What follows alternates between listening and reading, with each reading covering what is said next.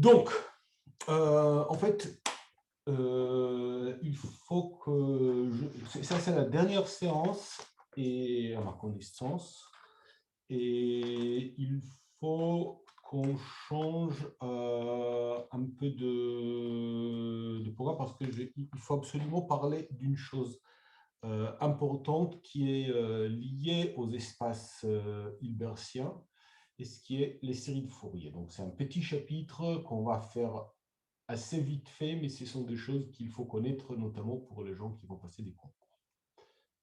Série de Fourier.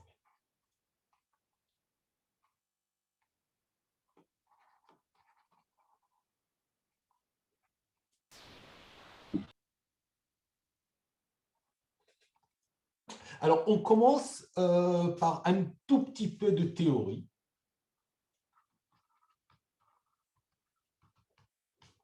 Donc, je me place dans un espace hilbertien ou enfin, non, on n'a pas parlé d'espace hilbertien, un espace pré-hilbertien éventuellement de dimension infinie. Donc là, il faudra faire de la dimension infinie. Donc, E, un espace pré-hilbertien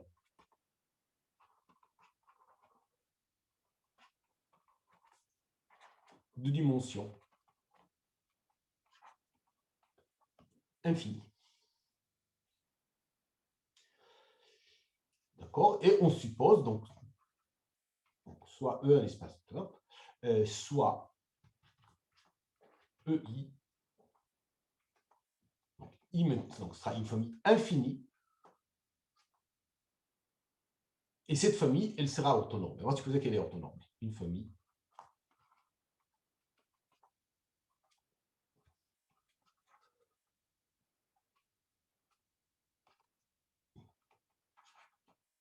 infinie. D'accord? Donc, c'est E0, E1, E2, ainsi de suite, jusqu'à l'infini. Vous allez me pardonner, pour moi, les entiers naturels, ça commence à ça. Donc, soit X dans E. Donc, si vous vous rappelez bien, en dimension finie, dans ce cas, si ça, c'était une base orthonormée en dimension finie, on avait une formule pour trouver les coordonnées. Et on va l'appliquer, donc posons xi, donc ce sera le produit scalaire de EI avec x. Alors, en dimension finie, si ça c'était une base orthonormée, ça ce serait les coordonnées de x, c'est ce qu'on a vu. Donc maintenant on a donc théorème 1. Donc je vais vous énoncer beaucoup de choses. Rien que je fais n'est particulièrement difficile, mais on n'aura pas le temps de tout démontrer, donc on va faire vite avec que des énoncés. Donc, inégalité de Bessel.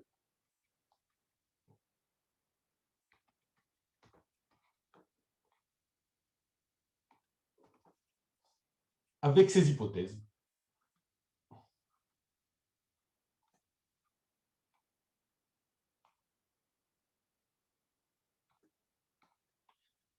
Le nombre de x au carré, ça va être toujours supérieur ou égal à la somme de modules de xi au carré. On est dans le cas où ça pourrait être un espace vectoriel complexe, donc il faut prendre le module ici. Donc pour ça, c'est voilà, pour i de 0 à l'infini. Donc en particulier, la série converge.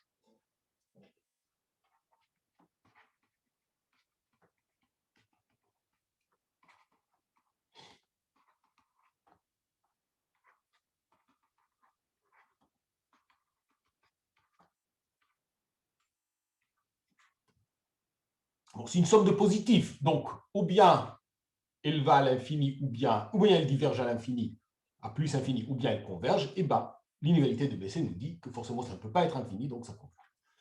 Et quand est-ce qu'on a égalité? Alors,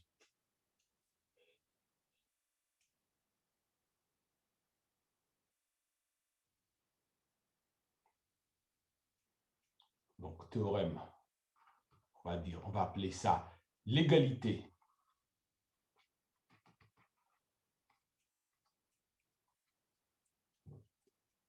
identité plutôt,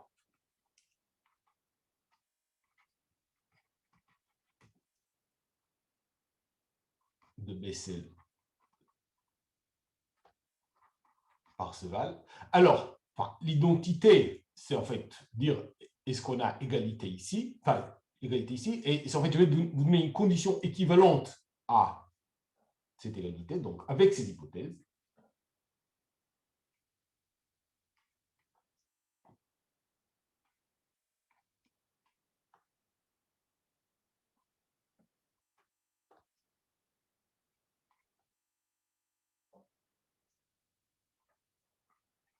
On a norme de x au carré égale somme de module de xi au carré si et seulement si on va dire il existe des UN, des vecteurs UN dans l'espace vectoriel de dimension infinie engendré par E0, E1, etc., tel que la norme de x moins UN tend vers 0. Ah donc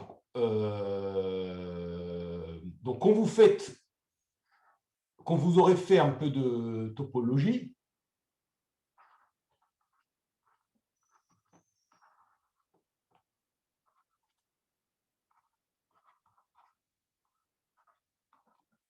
on dirait que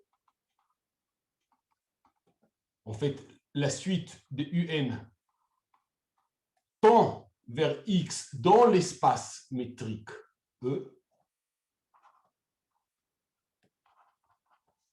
et donc x appartient à l'adhérence de l'espace vectoriel engendré par E0, E1, etc.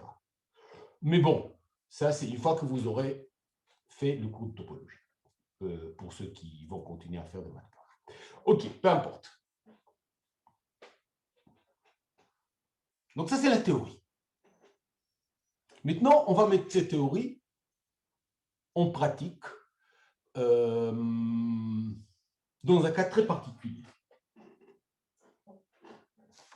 Donc, je vais considérer des fonctions périodiques à valeur L complexe. D'accord? Donc, fonctions périodiques.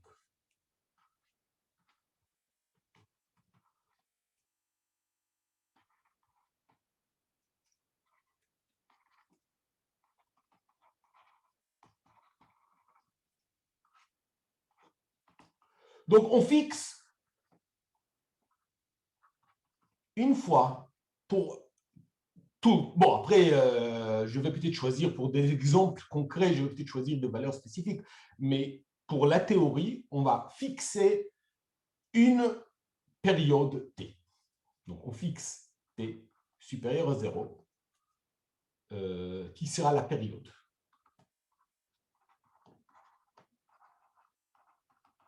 Vous verrez tout de suite ce que je veux dire par cela. Le plus souvent, on va parler avec des fonctions des périodes ou bien 1 ou bien 2π.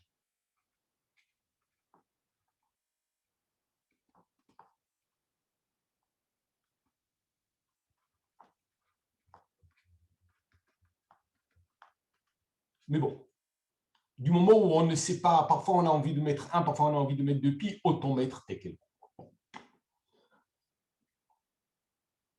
Alors, une fonction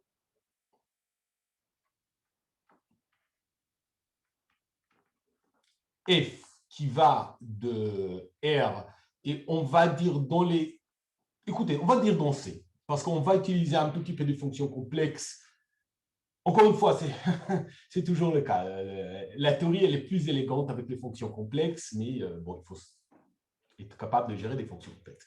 Donc, une fonction à valeur complexe f est dite périodique, t périodique.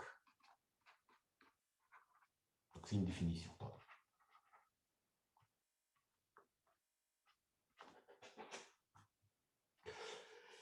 Donc, elle est t périodique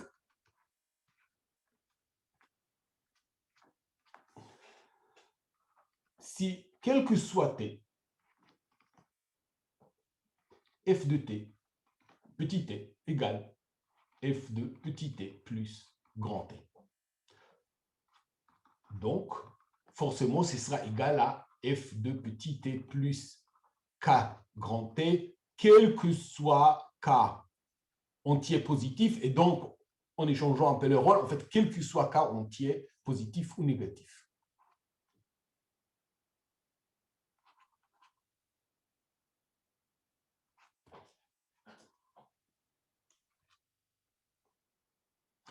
Alors, on va considérer, alors, toutes les fonctions périodiques, ça peut être assez moche. On peut considérer des fonctions périodiques continues ou continues par morceaux. Et, OK, il y a beaucoup d'espaces de fonctions périodiques qu'on peut considérer. Et peut-être le plus général, on n'a pas vraiment les outils en ce moment pour le définir. Donc, on va pas exactement tricher, on va considérer des espaces de fonctions périodiques que nous savons gérer. Donc,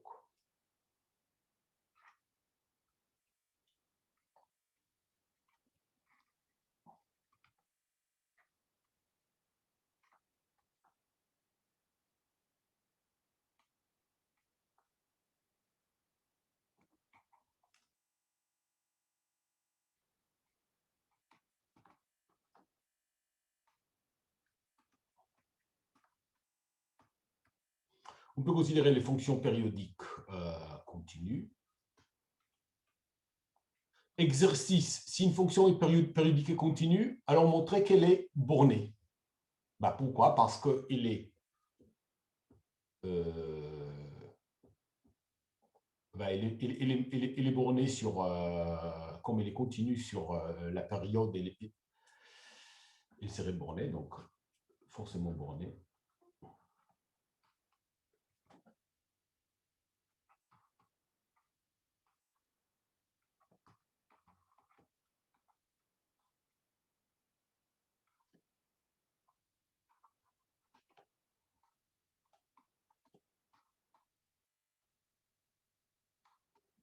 Parce que je considère la fonction, si je prends une fonction périodique continue, t périodique, pardon, t périodique continue, alors en particulier, elle est continue sur l'intervalle 0t, donc elle est forcément bornée parce que c'est un compact, et elle est continue là-dessus. Et maintenant, toute borne sur l'intervalle, elle va borner la fonction partout. Donc, bornée là. Donc, bornée partout.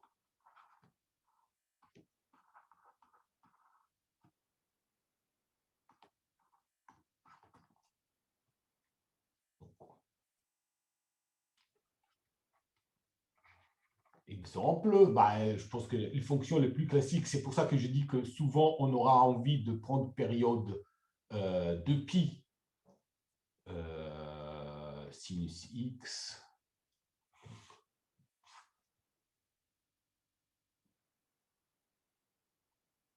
Ok, je ne sais pas dessiner, je suis désolé, mais bon, on sait que sinus x, elle est 2pi périodique.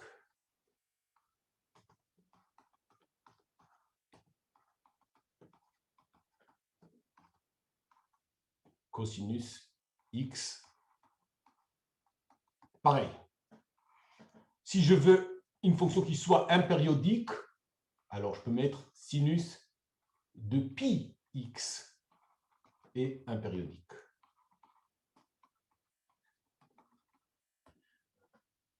Donc, sinus de pi sur t, x, elle va être t périodique.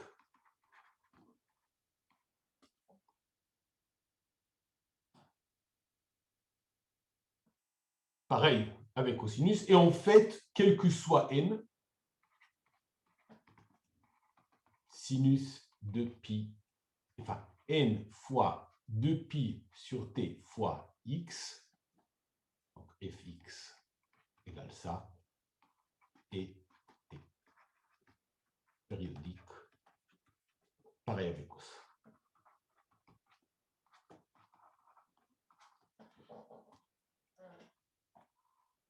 Donc ça, c'est une source de fonction t périodique. Et source de fonction continue. Après, on peut aussi considérer des fonctions plus générales. On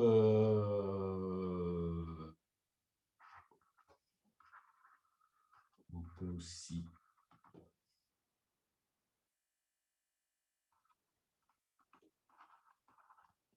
considérer des fonctions continues par morceaux.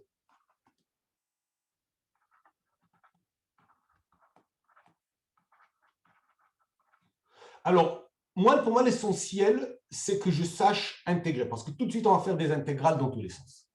Donc, pour que je sache intégrer, bon, contenu par morceau et borné, ça va. D'accord? Contenu par morceau et borné. Ou plus généralement,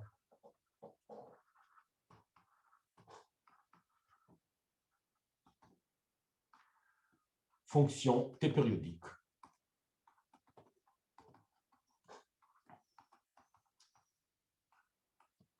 Intégrable. Alors, c'est intentionnel que je mets intégrable entre guillemets, parce qu'en fait, il y a plusieurs notions d'intégration. Donc, justement, le cours de L3 de mesure et intégration, on y apprend une manière d'intégrer des fonctions qu'aujourd'hui, vous ne savez pas encore intégrer. Donc, et ces fonctions-là aussi vont rentrer dans ce cadre. Donc, je laisse intégrable flou, c'est-à-dire, dès que vous savez l'intégrer, moi, ça me va.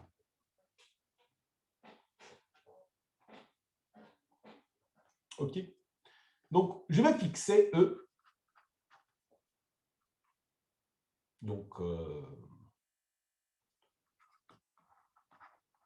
l'espace des fonctions T périodiques intégrables.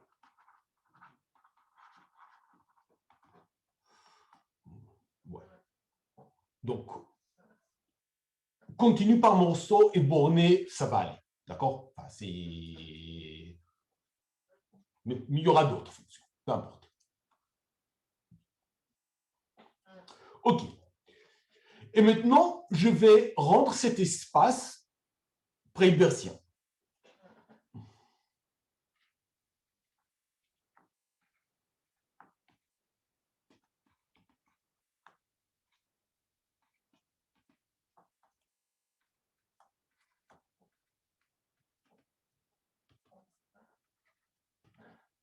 Je m'unis d'un produit scalaire. Donc, c'est un produit scalaire que vous avez déjà vu. Alors, qu'est-ce que je vais faire? Je vais prendre intégrale de ft gt dt. Nous sommes dans un cadre éventuellement complexe, donc il faut que je prenne ici conjugué, donc f conjugué fois g.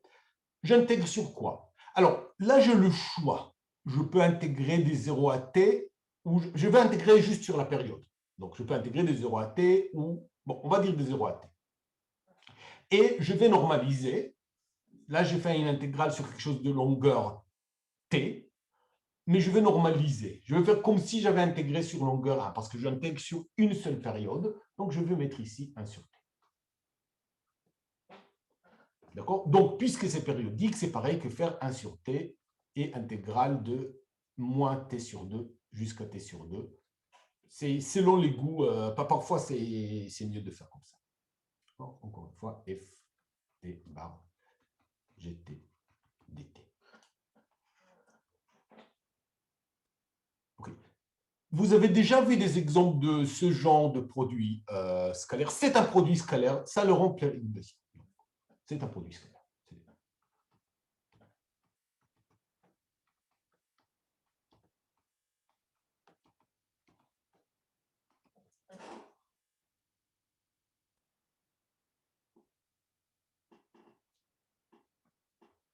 OK. Donc, maintenant, je veux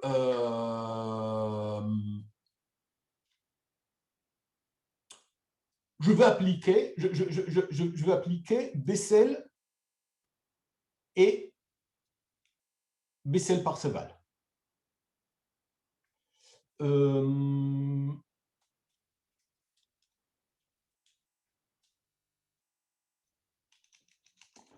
Je vais appliquer Bessel et Bessel-Parseval. Donc, il me faut une famille orthonormée.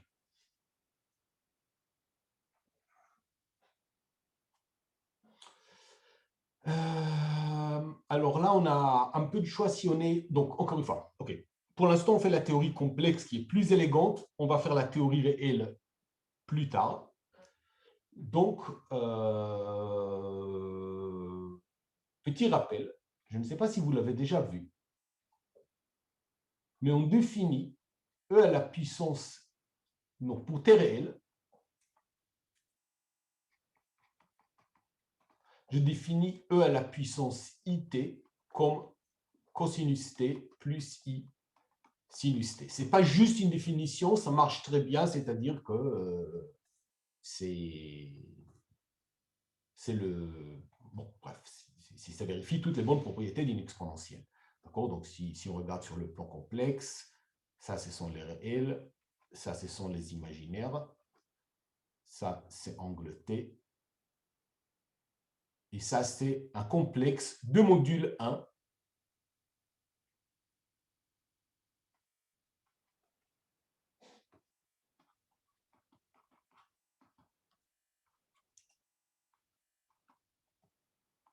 C'est un complexe de module 1 et d'argument T.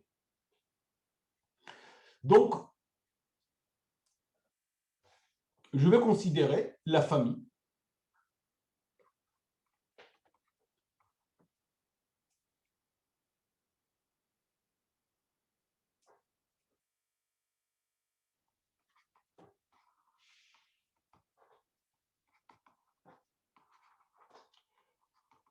des fonctions E. Alors, cette fonction, elle est des périodes de pi. Si je fais le tour, après 2π, je reviens à l'origine. C'est une fonction de pi. Alors,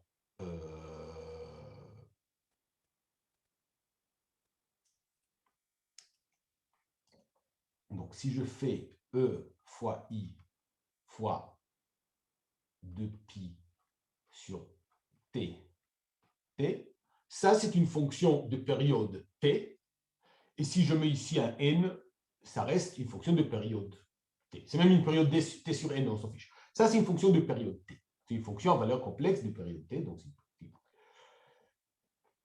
ça, c'est une fonction qui va de R dans C de période.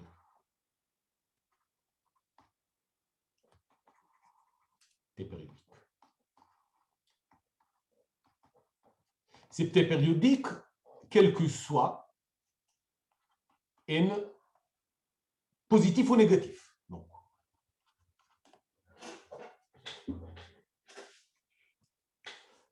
alors,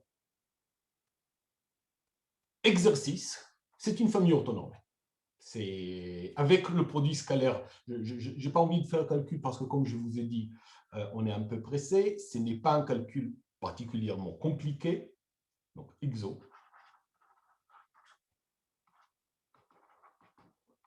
C'est une famille autonome.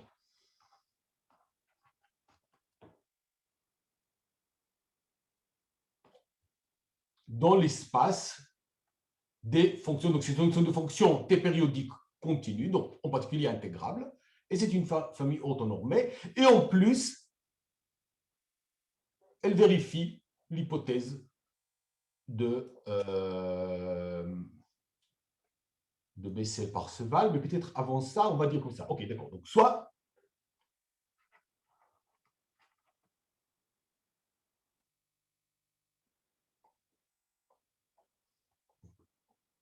définition. Donc, soit F, T périodique,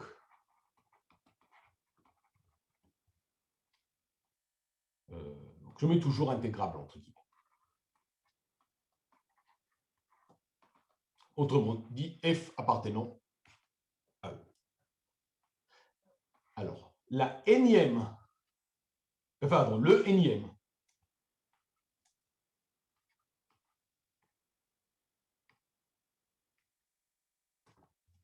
coefficient de Fourier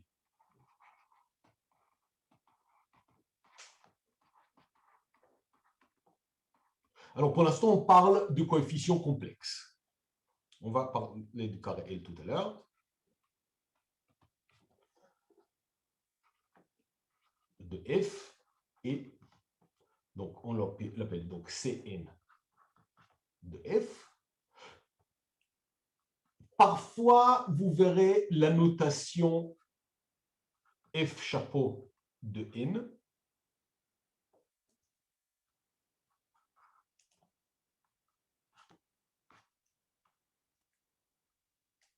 C'est une notation tout à fait légitime qui, en fait, ok, parce qu'en fait, on parle là des fonctions. Ok, peu importe. Il y a un contexte où c'est raisonnable d'écrire cette notation-là, donc vous risquez de la voir, mais nous allons rester avec cette notation de Cn, etc. Donc, ce sera le produit scalaire entre la énième fonction de cette famille orthonormée, donc c'est E, I, N, 2pi sur T, je suis désolé, c'est long, T scalaire F, c'est-à-dire 1 sur T, intégrale de 0 à T, donc de Ft, fois, alors il faut que je prenne le conjugué complexe de ce truc, et ça c'est juste donc je dois prendre l'angle opposé. Donc je prends l'angle opposé. Donc c'est moins I n de pi sur t, t dt. Et si vous voulez, c'est pareil que 1 sur t, intégrale de moins t sur 2 jusqu'à t sur 2, de la même chose. Comme c'est périodique, les deux sont périodiques, donc le produit des deux fonctions périodiques est périodique, c'est périodique, donc intégrer de 0 à t ou de moins t sur 2 à t sur 2, c'est la même chose.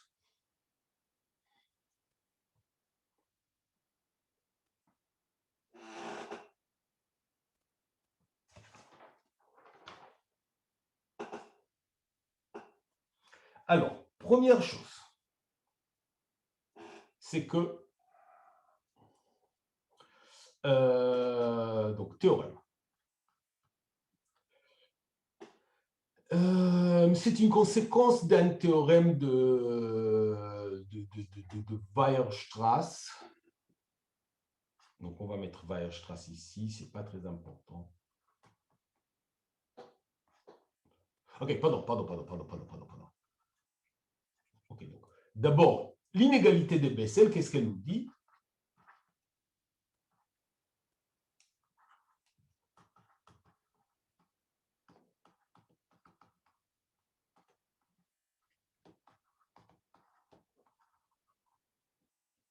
L'inégalité de Bessel, elle nous dit déjà que, du coup, la norme de f au carré, ça va toujours être plus grand que la somme pour n allant de moins infini à infini de module de CNF au carré. Alors, juste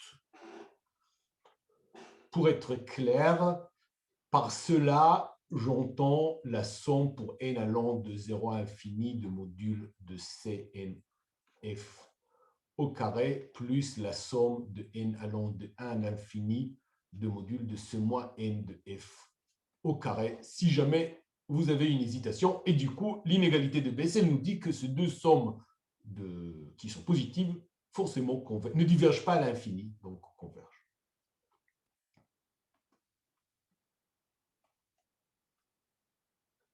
Il n'y a aucun souci à définir une somme, une série allant de moins infini à infini, juste on fait comme ça.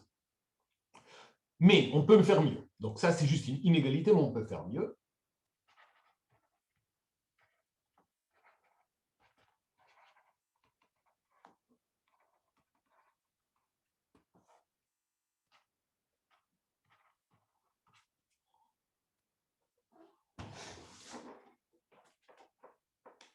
Donc, théorème.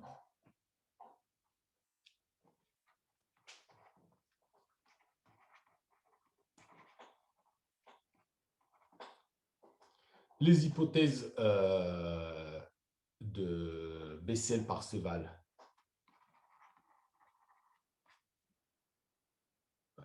Plutôt, la deuxième condition.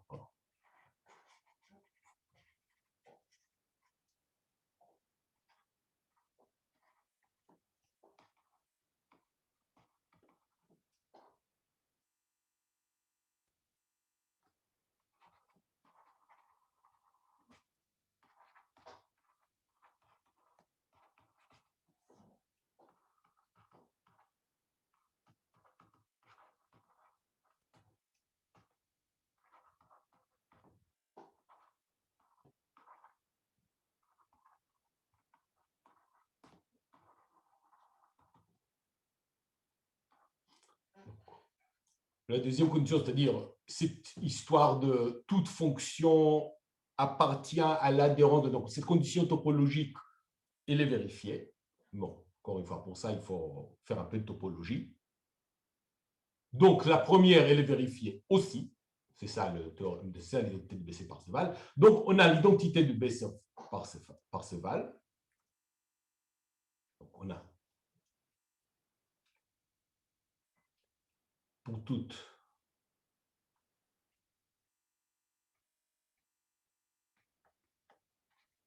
fonction f dans E, la norme de f au carré est égale à la somme pour n allant de moins infini à infini de module de Cn f au carré.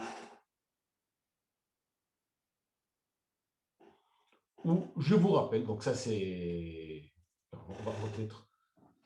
Je vous rappelle que ça c'est juste 1 sur t intégrale de 0 à t de module de ft au carré dt.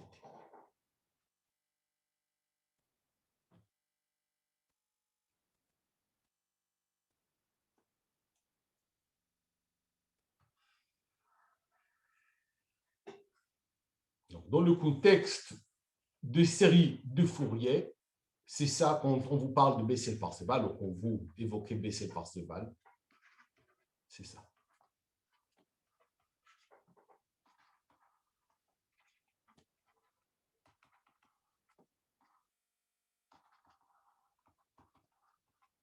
Bon, on n'a pas encore vraiment. Ouais. Okay. Maintenant,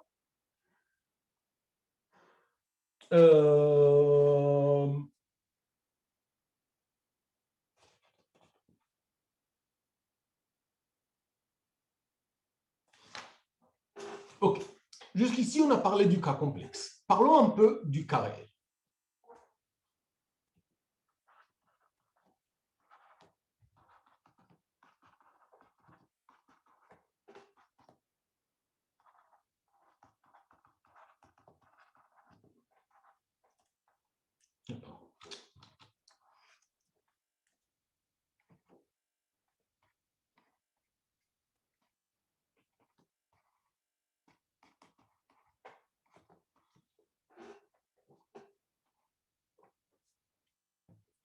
Dans ce cas,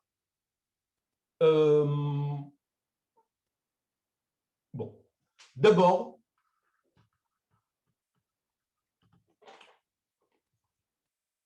je vous rappelle E à la puissance IT conjugué, c'est E à la puissance moins IT, ce qui implique que donc E à la puissance, donc ce truc super compliqué, I n de pi sur t fois t, conjugué, bon, on l'a déjà dit, en fait, c'est E puissance moins I n de pi sur t, t. Donc,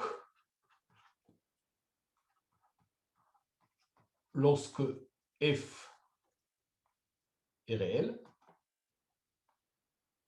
une fonction à valeur réelle, si je calcule c moins n de f, donc je prends le produit scalaire avec celui-ci, bon, en fait, à l'intérieur, il y a encore une conjugaison, mais peu importe, c'est juste, je conjugue la fonction avec laquelle je prends le produit scalaire, f conjugué c'est f parce qu'elle est réelle, donc en fait, c'est juste cnf conjugué.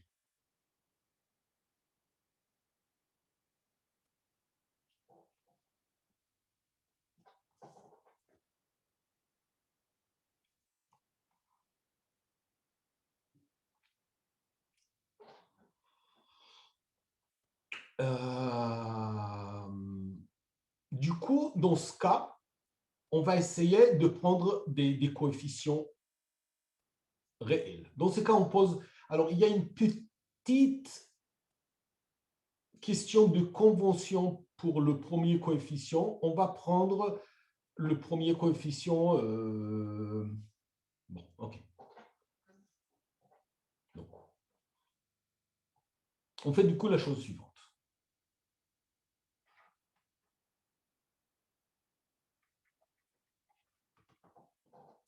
Donc, pour 0, je vais poser A0 de f. Donc, ce sera juste C0 de f. Donc, je vous rappelle, donc on va faire le calcul, c'est 1 sur t, intégrale de 0 à t, de ft fois, bah oui, sauf que c'est 0, donc c'est e à la puissance 0, c'est 1, dt, d'accord, donc ça n'a aucune importance. Ou si vous voulez, c'est 1 sur t, intégrale de moins t sur 2 jusqu'à t sur 2, ft dt. Okay. Et ça, f, c'est une fonction réelle, donc ça, c'est un réel. D'accord? Donc ça, c'est bien un coefficient réel. Et du coup, on va aussi définir des b qui vont être les parties imaginaires. Donc ici, il n'y a pas de partie imaginaire. B0, c'est 0. Parfois, on ne le définit même pas, mais si vous voulez absolument, c'est et B0 de f est égal à 0. Donc, mais justement, du coup, ça ne sert à rien de le définir.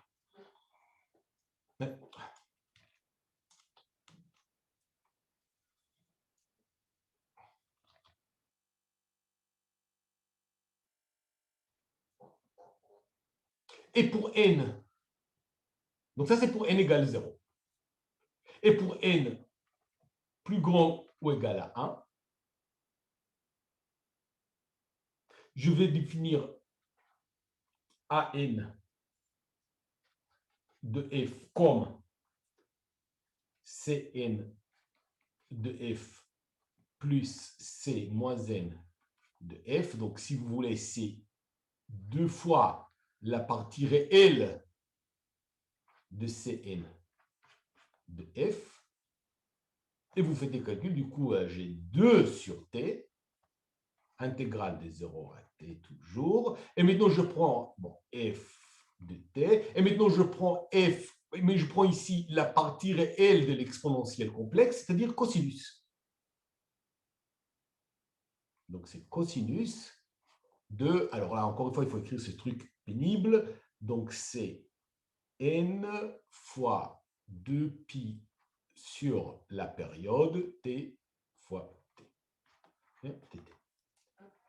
Et je définis Bn comme Cn de f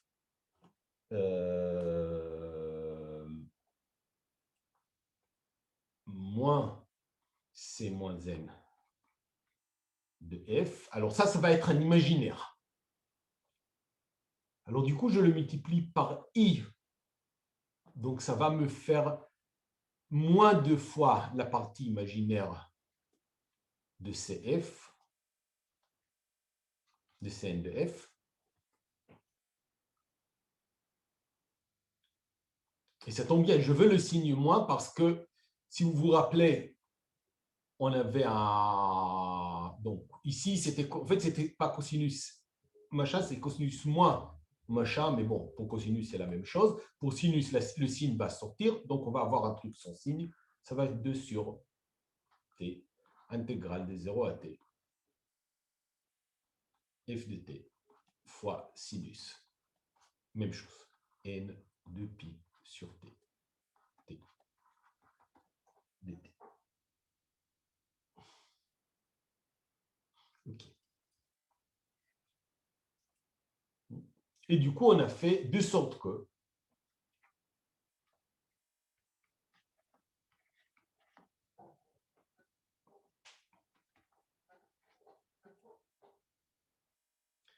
donc Cn de t, c'est AN, c'est Cn de f, pardon, c'est AN de f moins I Bn de f sur 2 et C moins N de f, c'est AN de f plus I Bn de f sur 2. Bon.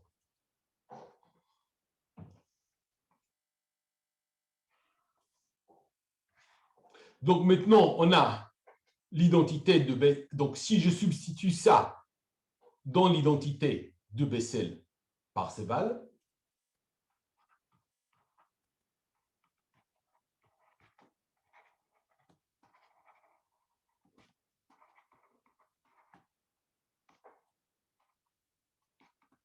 j'ai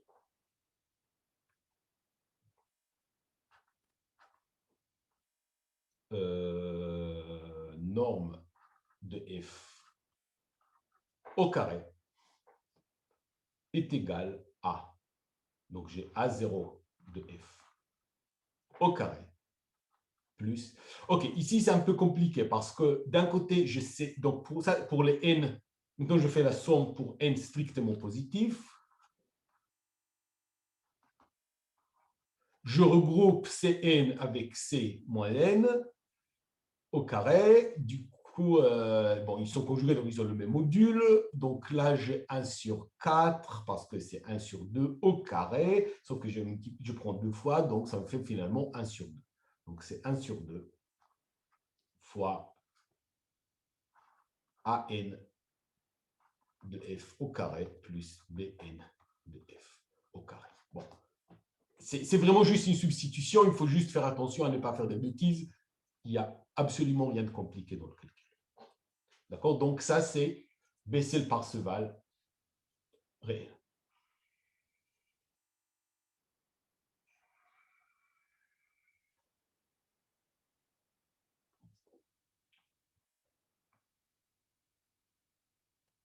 OK. Maintenant, on arrive à la question la plus importante. Donc,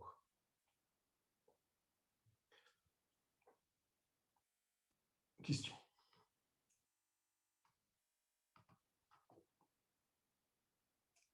Avant de créer, je vais énoncer un titre. Maintenant, je vais parler de la convergence de la série de Fourier.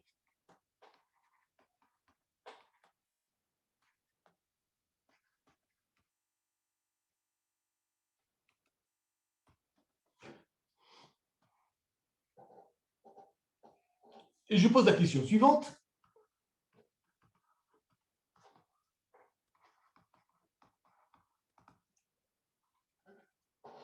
A-t-on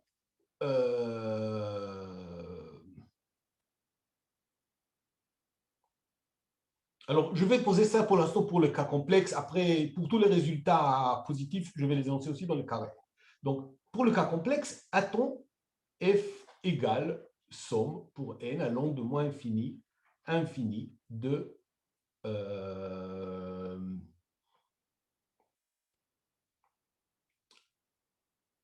Cn de f fois e i n de pi sur t.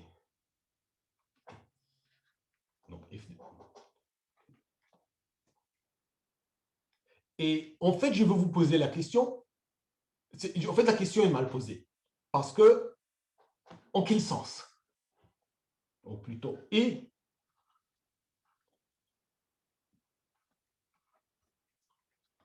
en quel sens? C'est-à-dire, ok, donc je vais rendre la question plus concrète. Posons,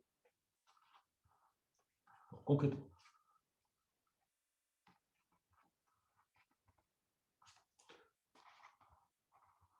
je vais poser, donc posons pour, disons, n, juste un entier, ok. Donc, Sn de f, c'est la somme partielle de la série de Fourier de f. Donc, c'est ça la somme pour petit n allant de moins grand n jusqu'à grand n de Cn de f, E-I-N de pi sur t fois t.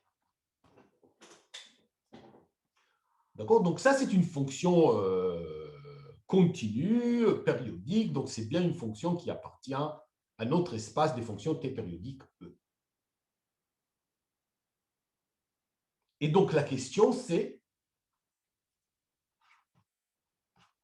est-ce que Sn de f tend vers f et dans quel sens?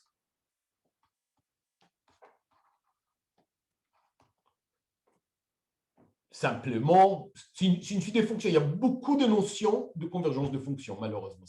La vie n'est pas si facile que ça. Est-ce que ça converge ponctuellement? Est-ce que ça converge uniformément? Est-ce que ça converge dans un autre sens? Alors, il y a une réponse qui est toujours positive, mais malheureusement, c'est oui, mais dans un autre sens. Alors, d'abord, 1. Donc, réponse 1.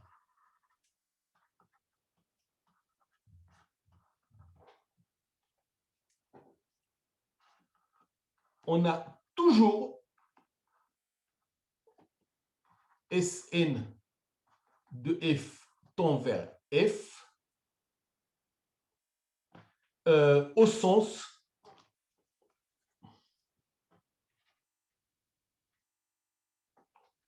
de l'espace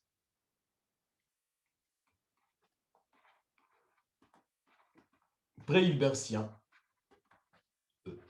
Donc, il y a une distance sur cet espace, et dans cette distance, il y a une convergence. C'est-à-dire, si je prends la distance entre SNF et F, c'est-à-dire la norme de F moins Sn de F, ça tend vers 0. En fait, ça, c'est une conséquence. Dès que l'identité de Parseval est vraie, ça, c'est vrai aussi. C'est une conséquence immédiate de l'identité de Parseval. Encore une fois, on n'a pas le temps de le faire, mais ça découle de l'identité de Parseval. Découle facilement.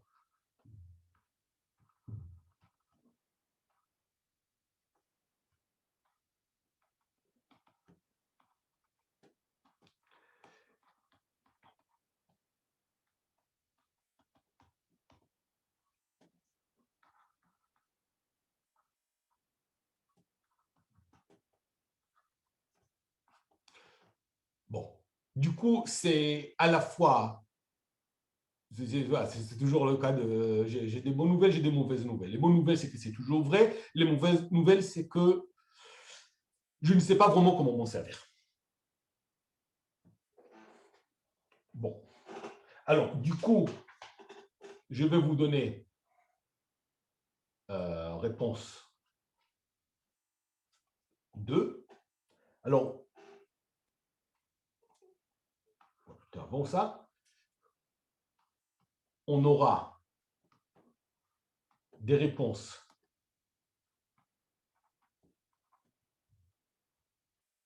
positives plus fortes et plus utiles, du coup, avec des hypothèses supplémentaires.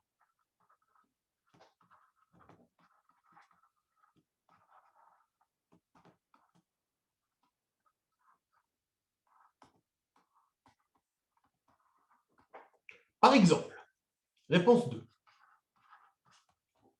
Très utile. Donc, théorème.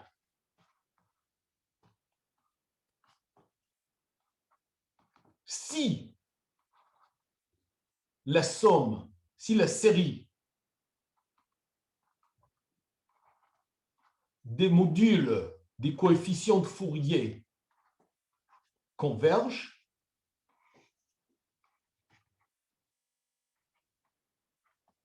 alors Sn de f tend vers f uniformément.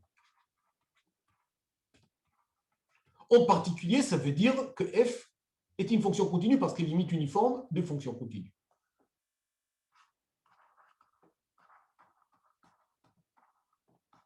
Donc, vous prenez peut-être f, vous ne savez pas si elle est continue, vous savez juste qu'elle est peut-être, disons, continue par morceau borné, donc elle est intégrable, vous pouvez calculer les coefficients de Fourier. Vous calculez la somme de la série, vous voyez qu'elle est cette série positive, elle converge, paf, f est forcément continue.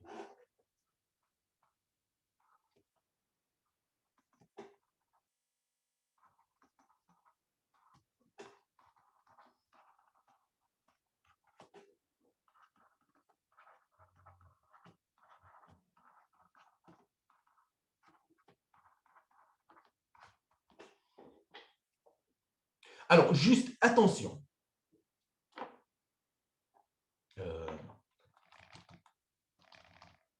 Juste attention. Ici, c'est où Bessel, c'est où Bessel, Bessel, Bessel, Bessel, Bessel, Bessel, Bessel, Bessel. Ah. Ici, on a au carré. Juste, ne vous trompez pas.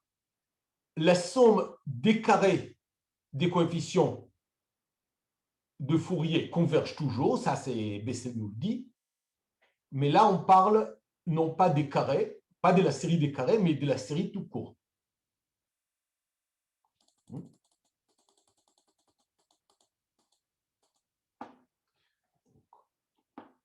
Attention.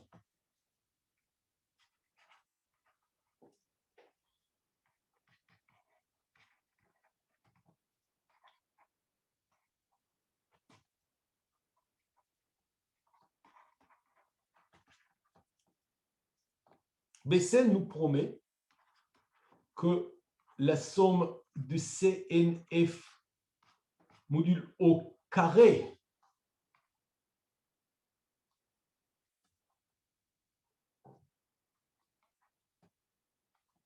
converge. Ici, on demande que la somme de CNF sans le carré soit finie. D'accord? Donc, ce sont deux choses différentes. Et c'est plus dur parce que les CNF vont être pour la plupart petits. Pour que ça converge ici, déjà, on sait ils deviennent de plus en plus petits. Donc, si je prends le carré, ils sont encore plus petits. Donc, c'est plus facile d'être petit si je prends le carré des choses petites que si je ne prends pas le carré. D'accord? Donc, c'est plus difficile. Version réelle de ce théorème.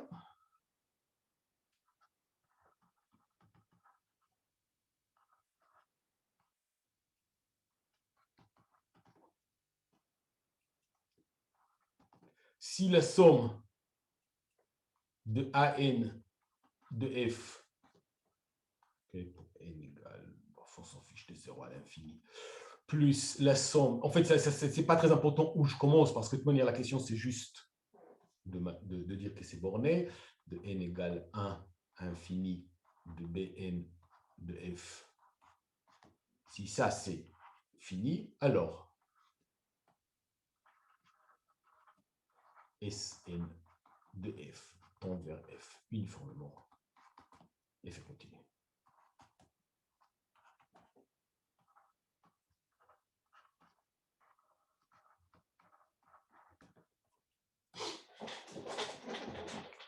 Nous verrons une application de ça tout à l'heure, mais je vais juste finir un tout petit peu avec la théorie. On n'a pas beaucoup de temps.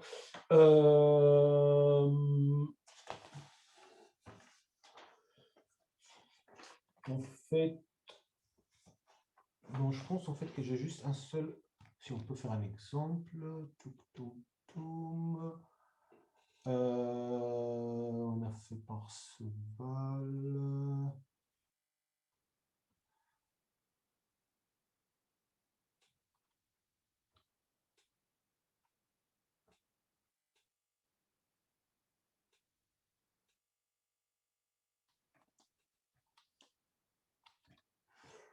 Oui, pardon, ok.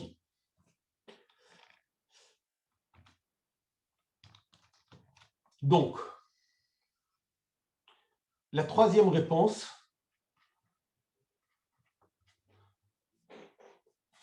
c'est le théorème de Dirichlet.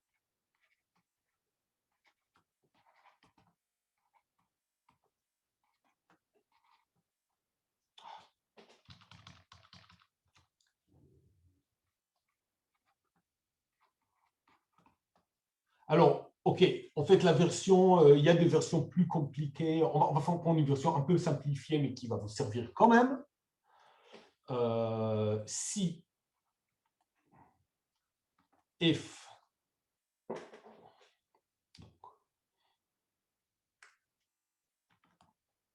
est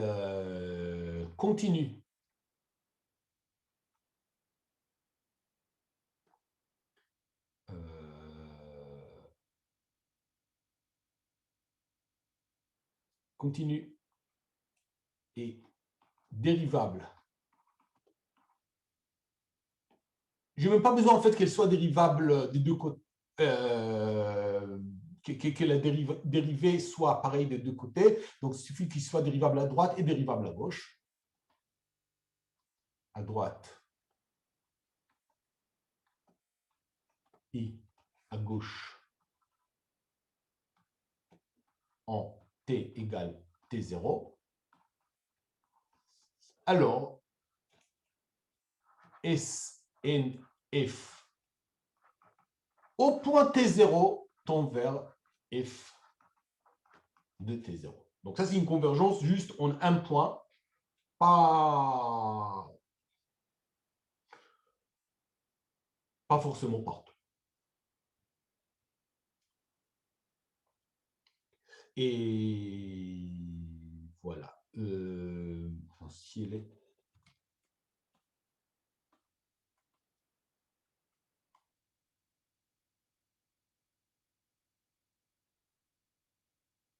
Bon, après, il y a plein de variantes, mais on va se contenter de ça.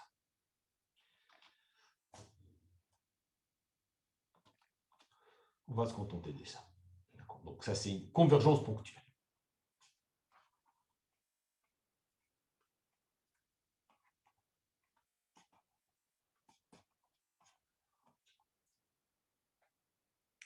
Maintenant, j'ai envie de faire un exemple. Enfin, on va faire des exemples en tant que le temps nous permettra. Je pense que celui-là. Bon.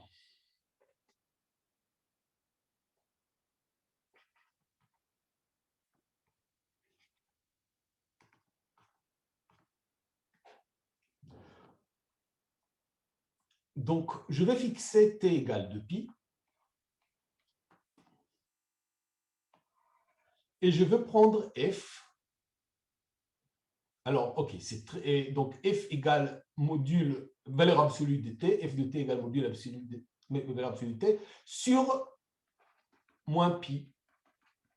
Et puis, je continue. Donc, qu'est-ce que ça veut dire? Okay, 0, moins pi, pi. Donc ici, je prends ça. Et puis, je continue, comme ça doit être périodique, je continue.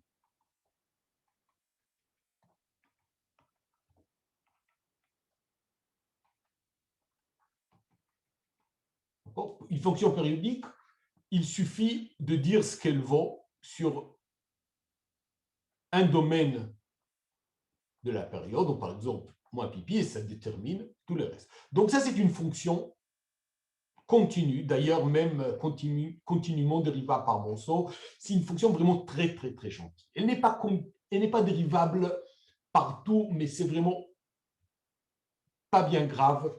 C'est vraiment une fonction très, très gentille de notre point de vue.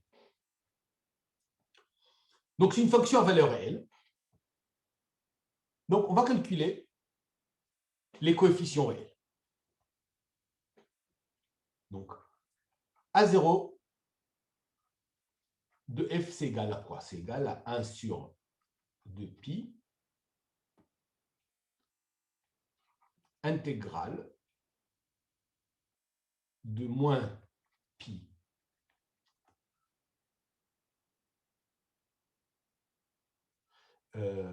intégrale de moins pi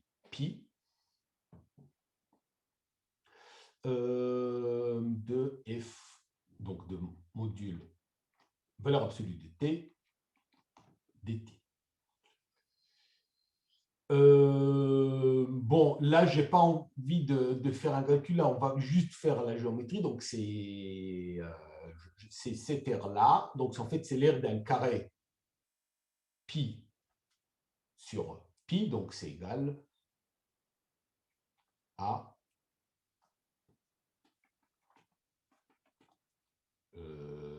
1 sur 2pi fois pi au carré, c'est-à-dire pi sur 2. OK, pourquoi pas. Au suivant, donc B0, c'est 0 toujours. OK, donc maintenant pour n au moins 1. Là, ça va être un peu plus pénible. Mais on va faire le calcul. Alors, je vais commencer par le calcul de B parce que c'est plus simple. Donc, c'est quoi Bn de f? Donc, je vous rappelle, c'est 1 sur 2pi fois intégrale, encore une fois, de moins pi. Pi de a t sinus de... Pardon, il y a un 2 ici, pardon. C'est 2pi sur pi. Sinus, 2 sur 2pi, sinus de n... Alors, ça, c'est t sur 2pi. Non, pardon, 2pi sur t, bon, c'est 1, donc c'est nt. dt. Non, en fait, c'est pas si moche que ça. C'est pas grave. Alors, ça, je vais le séparer en deux parties.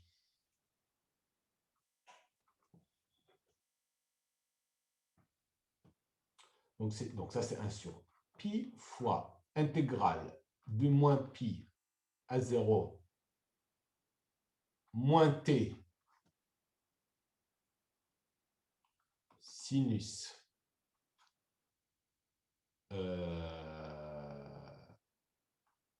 nt dt plus intégrale de 0 à pi de t sinus. Ok, c'est peut-être pas la peine de mettre des parenthèses ici. Je vais juste écrire nt sinus nt dt. Et là, je vais faire un changement de variable. Donc, pour le 1 sur pi, on laisse ici. Donc, je vais faire un changement de variable. Et je vais dire, en fait, je remplace t par moins t. Du coup, ça va me faire, OK, après tous les changements de signe,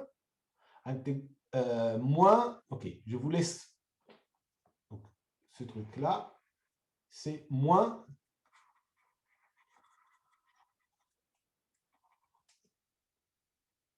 intégrale des 0 à pi de t sinus nt dt. Il y a un changement de variable ici.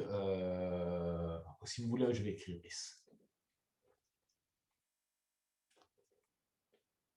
Sinus ns ds, où je pose s égale moins t. Et du coup, c'est exactement l'opposé de ça. Donc, ça me fait 0.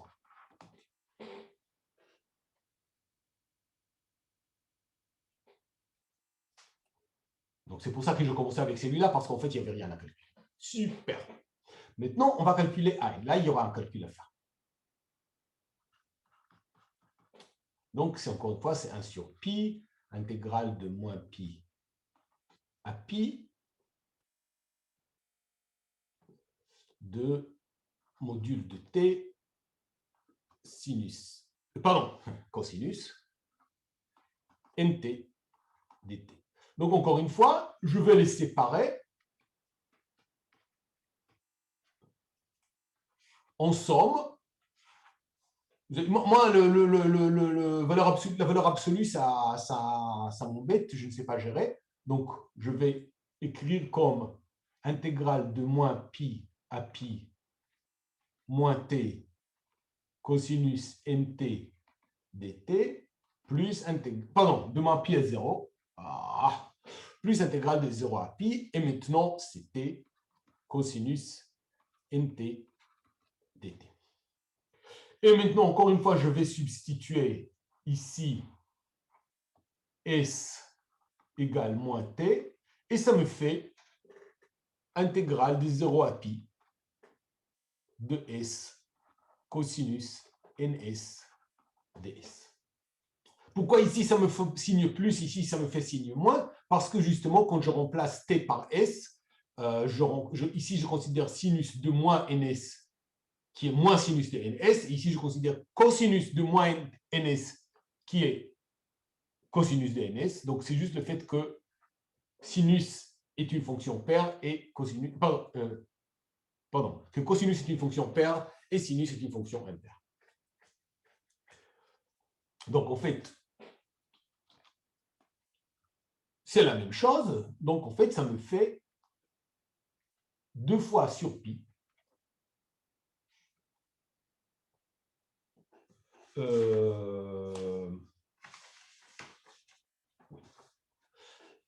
ça me fait 2 fois sur pi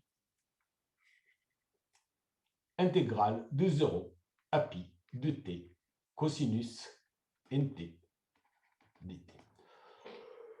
Bon, on est déjà en deuxième année. A priori, on sait comment calculer de telles intégrales. On fait une intégration par partie. Donc, c'est 2 sur pi fois. D'abord, la primitive de cosinus, c'est sinus. La primitive de cosinus nt, c'est sinus nt sur n. Donc, c'est 1 sur n.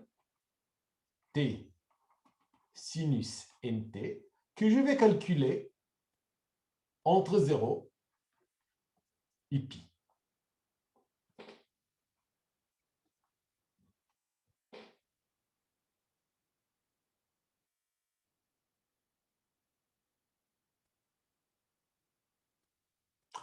Et moins intégrale de 0 à pi.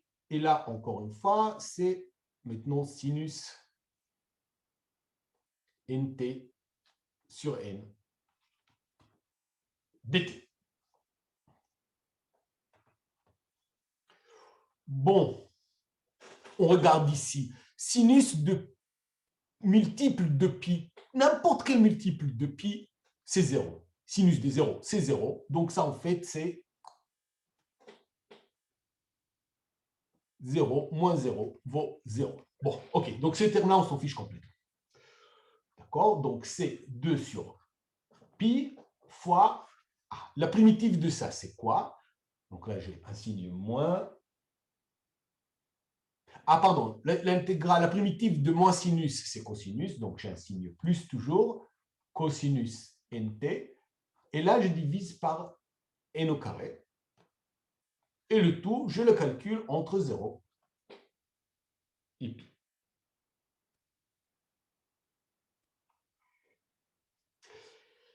Et maintenant, malheureusement, il y a 2 possibilités, parce que si n est pair,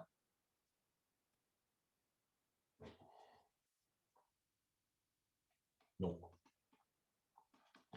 si n est pair, ça veut dire que cosinus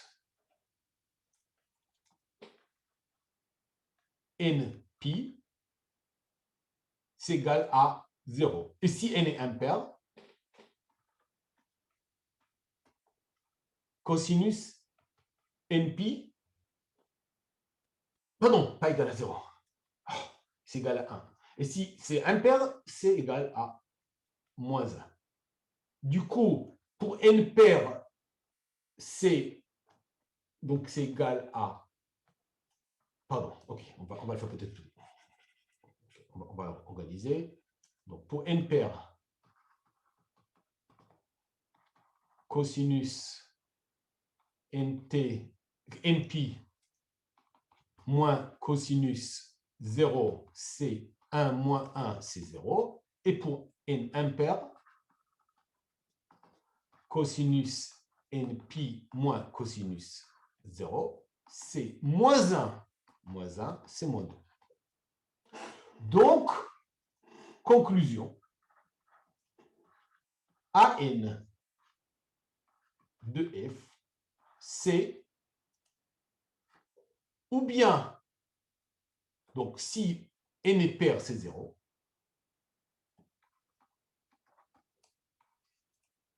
et si n est impair, alors j'ai moins 2 sur n au carré. Donc c'est moins 2 sur n au carré fois 2 sur pi, c'est moins 4 sur pi n au carré. Donc c'est moins 4 sur... sauf que... Attendez, pourquoi j'ai un...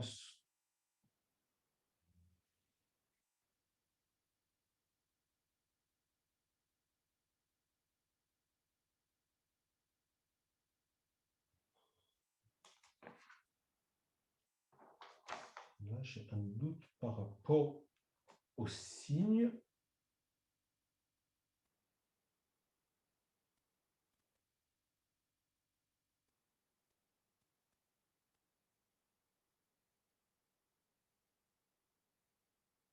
Non, le signe, ça doit être bien négatif.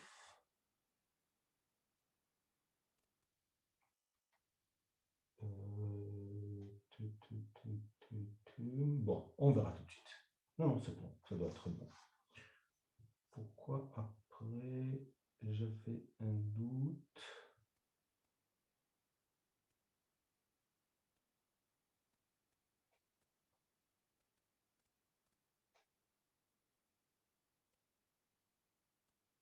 Ah, non, non, non, non, non, c'est bon, il n'y a aucun souci. C'est bon, c'est bon. Bon, quand je préparais le calcul, j'ai fait 2 fois des erreurs de signes, et du coup, je suis tombé sur le bon résultat, mais ok, c'est tout bon. Ok. Donc, on a calculé la...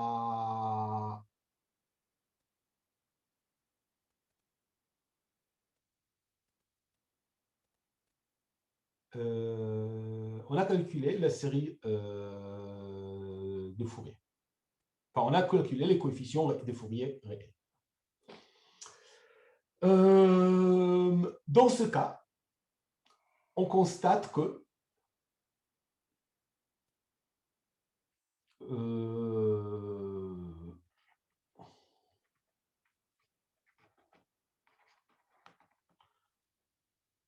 alors, c'est quoi la somme de AN de F? Donc, disons pour n de 0 à infini, peu importe. Disons de 1, je m'en fiche du premier coefficient. De toute manière, je veux juste vérifier que c'est fini. Plus somme de Bn de F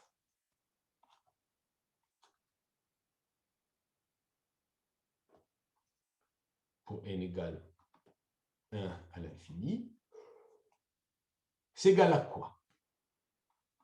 Bon, ça, c'est juste égal à 0. Tous les b étaient 0.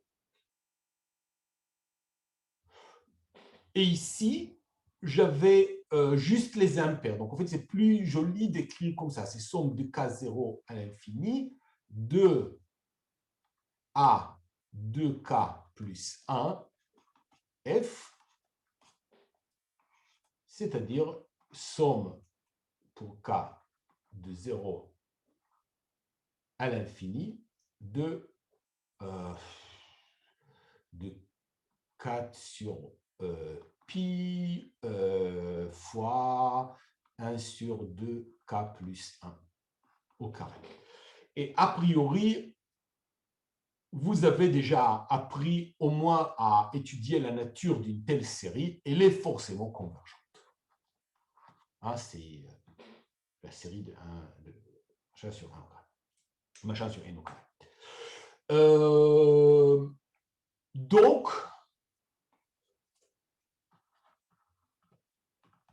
Sn de f tend vers f uniformément.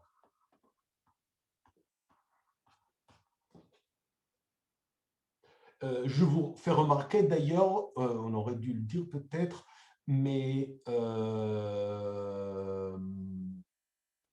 oui, pardon, non. Donc, en particulier, f elle est continue, mais on savait déjà qu'f est continue, donc ça ne change, ça ne nous ajoute rien.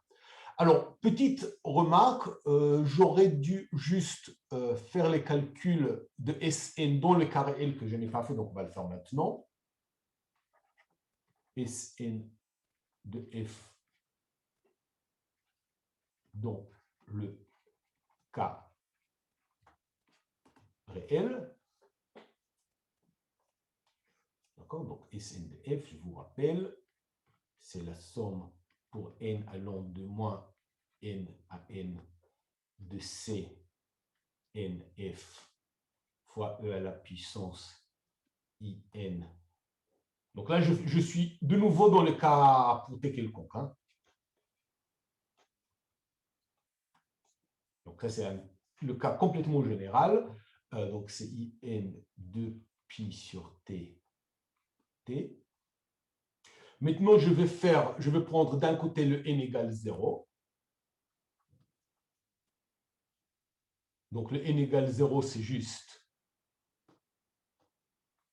C0 qui est égal à A0 de f fois la fonction identité 1, plus, et pour tous les autres, je vais le prendre 2 par 2. Donc, j'ai la partie réelle qui fait justement somme de n égale 1 à n de an f fois la partie réelle, donc qui est cosinus n de pi sur t, t, plus la partie imaginaire qui va me faire plus i fois somme de, donc on va le mettre le i ici, n égale à n i bnf sinus de n de pi sur t. Donc ça c'est la formule générale. J'ai exactement choisi, si vous regardez la définition de AN, BN, on les a exactement choisis pour que cette identité soit vraie.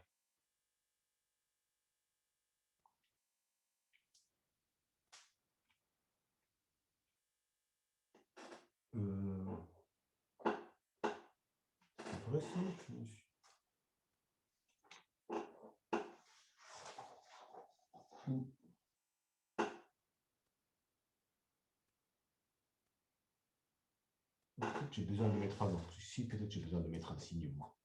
Pardon. J'ai peut-être besoin de mettre un signe moins.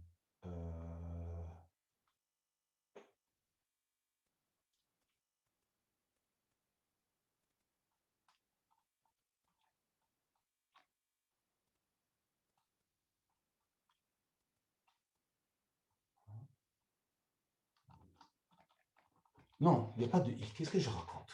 Ok, pardon. Non, ok, non, c'est moi qui. Pardon. On a choisi, les AN et les BN exactement pour que ce soit comme ça. Et d'ailleurs, il n'y a pas de i ici. Donc, une expression de cette forme, donc somme de cosinus n machin, sinus n machin t, ça s'appelle des polynômes trigonométriques.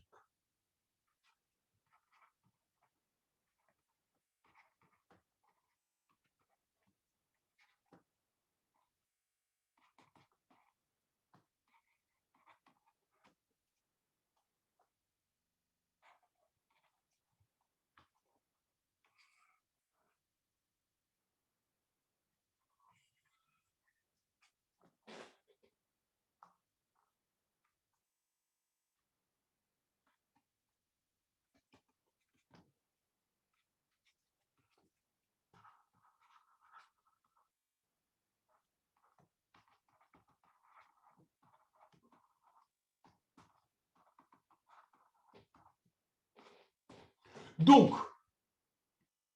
ok, alors, je vais continuer mon exemple. Donc, suite de l'exemple.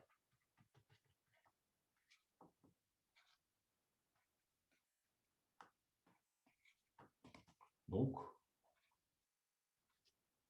on a donc, c'est quoi? Dans mon exemple, A0 de f, ça c'est un f. Hein. A0 de f, c'était pi sur 2. Donc, on a pi sur 2 plus somme de n. Donc, les b, c'est 0. Donc, il n'y a que le AN. Et le AN aussi, c'était juste les impairs. Donc, on va dire n de 1 à n. Donc, ça, ce sera S plutôt 2n plus 1. Donc, ce sera, j'ai déjà oublié, moins 4 sur pi 2n plus 1 au carré. On va mettre comme ça. Cosinus de n plus 1 t tend uniformément vers f.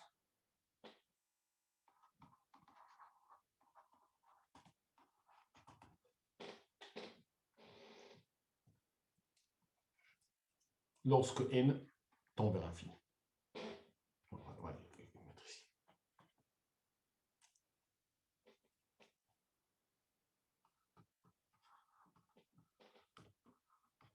Bon,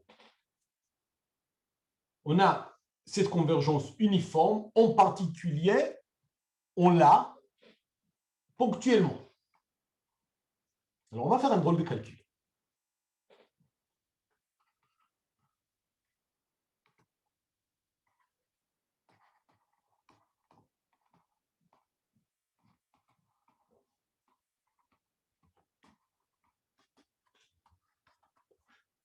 Donc, en particulier, pour t égale pi.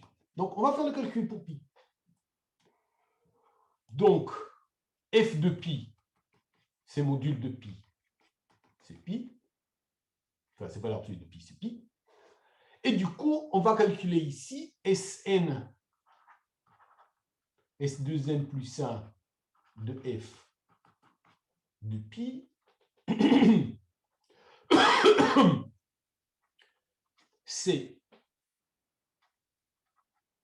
2, c'est pi sur 2, moins somme pour n égale 1 à n, de 4 sur pi de n plus 1 au carré.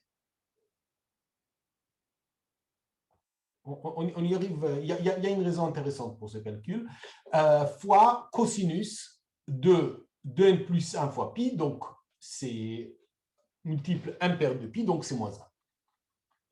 Donc, c'est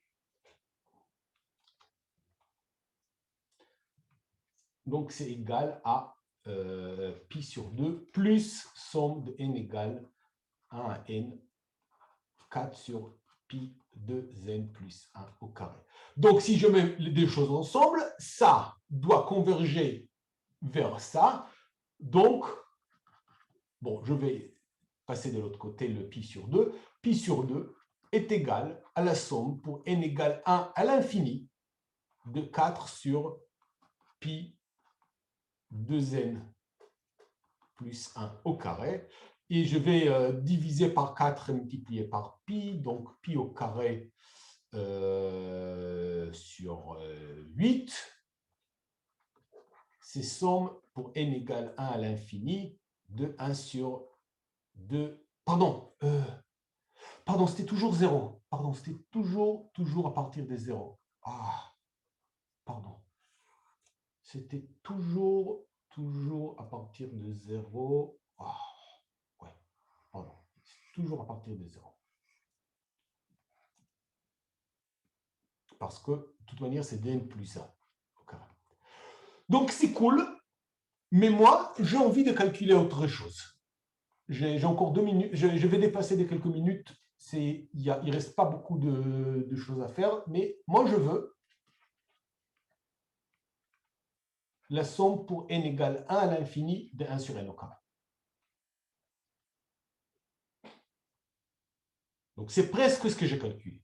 Ce que certains appellent zeta des deux, parce que c'est les deux, c'est ces deux-là.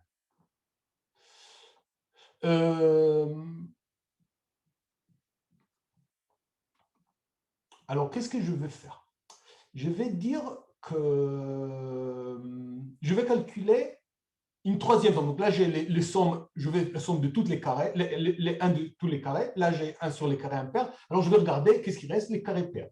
Donc, somme pour n égale 2 à l'infini, pardon, 1 à l'infini de 1 sur 2n au carré. En fait, c'est somme pour n égale 1 à l'infini de 1 quart 1 sur n au carré. Donc, c'est zeta 2 sur 4. Et la différence, donc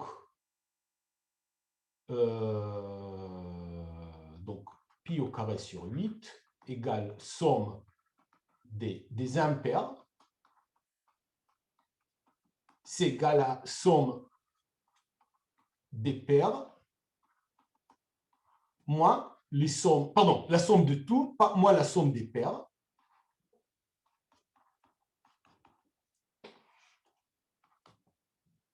Donc, zeta 2 moins zeta 2 sur 4, c'est-à-dire 3 quarts zeta 2. Et maintenant, je divise par 3, je multiplie par 4, et j'arrive à la conclusion que zeta 2, c'est-à-dire somme de 1 sur n au carré pour n égale 1 à l'infini, c'est égal à pi au carré sur 6. Ça, c'est un calcul qui est relativement facile à faire avec les séries de Fourier. Bon, avec vos connaissances, c'est vraiment la manière la plus simple, la plus accessible pour atteindre ces calculs qui, sinon, quand même semblent pas si difficiles que ça. Et sur ce, on va terminer le cours d'aujourd'hui et je crois que c'est la dernière séance de manière générale.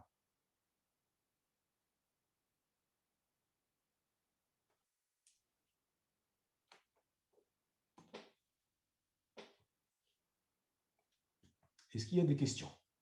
Sinon, je vous dis au revoir et bon courage pour la suite.